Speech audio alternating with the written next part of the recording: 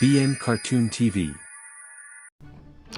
অনেক দিন আগের কথা, একটি গভীর জঙ্গলে টুনি পাখি, তার সৎমা ও তার বোন থাকত।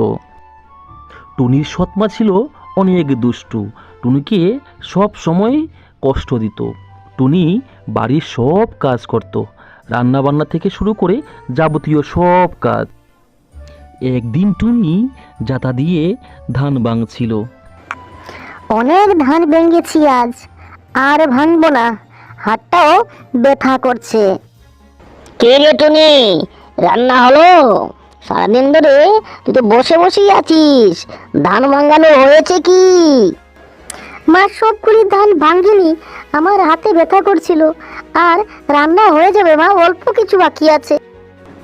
আমার মুখে মুখে তর্ক করিস তুই? আমার মুখে মুখে তর্ক করিস? আজ তোকে দেখাবো মজা। আজ সারাদিন তোকে ভাত দেব না, উপোস থাকবি তুই।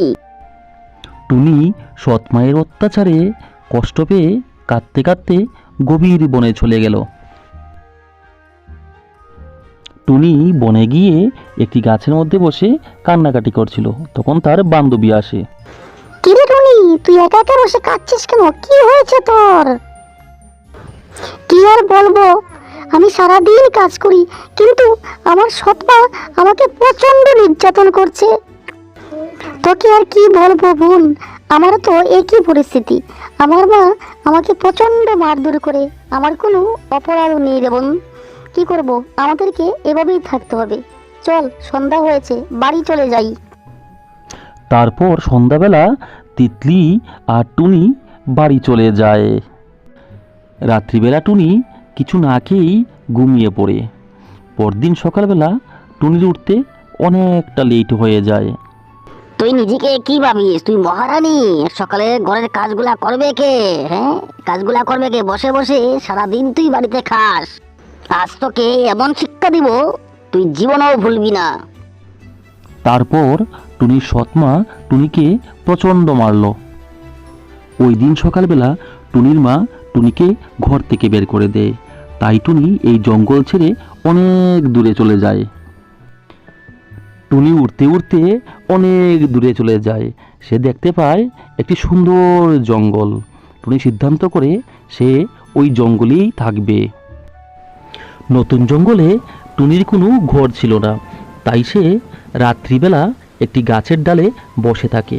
কিছুক্ষণ পর জঙ্গলে অনেক বৃষ্টি হয়। টুনি বৃষ্টির মধ্যেই রাত্র কাটায়। পরদিন সকালবেলা টুনি একটি সুন্দর ঘর তৈরি করে। ওই জঙ্গলের সব পাখি খুব ভালো, তারা সবাই মিলে টুনির সাথে দেখা করতে আসে। এইভাবে অনেক দিন চলে যায়। একদিন টুনি ঘরের মধ্যে কাজ করছিল, তখন পাশের বাড়ির টুনটুনি আসে। এই টুনি, শুনেছিস দূরের জঙ্গলে অনেক সমস্যা চলছে? জঙ্গলে একদম খাবার নেই, তাই ওই দূরের জঙ্গল থেকে সব পাখিরা পালিয়ে যাচ্ছে। কি বলিস? ওই জঙ্গলে আমার মা আর ছোট বোন থাকে। ঠিক আছে টুনি, আমি যাই, আমাদের জঙ্গলে অনেক পাখিরা আসছে। টুনটুনির কথা শুনে টুনি চিন্তায় পড়ে গেল। টুনি সিদ্ধান্ত করলো তার মা আর তার বোনকে এখানে নিয়ে আসবে। পরদিন সকালবেলা টুনটুনি তার মা আর বোনকে আনতে দূরের জঙ্গলে চলে গেল। মা, তুমি কেমন আছো?